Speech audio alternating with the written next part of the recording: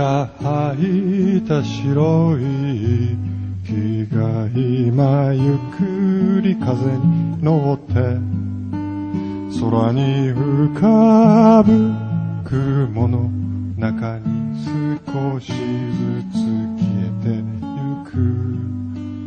遠く高い空の中で手を伸ばす白い雲、君が吐いた息を吸ってぽっかりと浮かんでる。ずっと昔のことのようだね。川面の上を雲が流れる。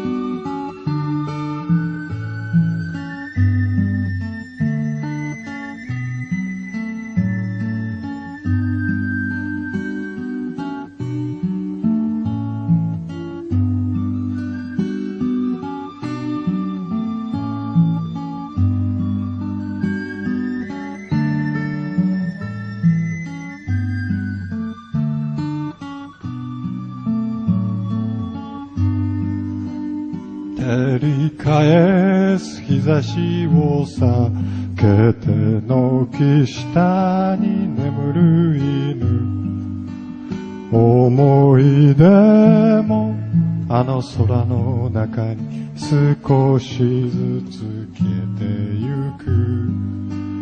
この空の向こう側にはもう一つの青い空、誰もいない空の中でぽっかりと浮かぶ雲、ずっと昔のことのようだね。